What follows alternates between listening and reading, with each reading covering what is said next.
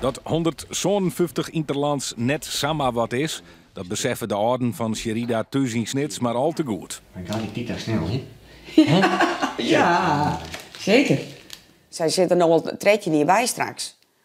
Dus het gaat gewoon... op een gegeven moment vier het gewoon. Meteen net gewoon, maar ze veelt het dan. Sherida debuteert al op haar 16e voor Oranje. Een grote verrassing is dat net.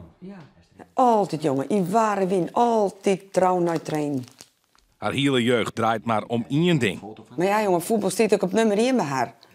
Dus het is altijd als ze geweest. Zet ik altijd bij de jongens voetballen. Van jongs af aan al. Nou, bij de F'jes, F, I, N, D, I, N, C, I, N, B, I, N. Altijd mooi, de stroom mooi. En, maar ze doen nooit onder van de jongens. Ze wie zelfs aanvoerster van het team. Dat is nou net oors. Als onvierster speelde ze een haardrol in de finale van het Europees kampioenschap, die de Oranje in 2017 wint.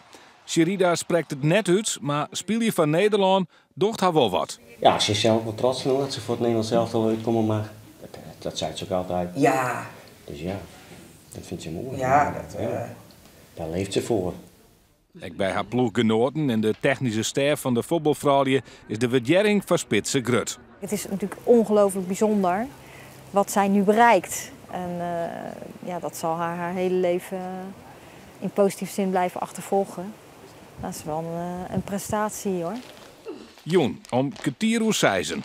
Dan is het Safir en mij Sherida Spitse haar officieel record international nemen. Wij zijn er net bij. Maar we zien het wel. Als we er net bij zijn, zien we het altijd op televisie. Het is wel het grote Oranje, hè? Dat is niet iedereen staat erin. Nou, dat is wel mooi. Nee. Dat dan je kind speelt.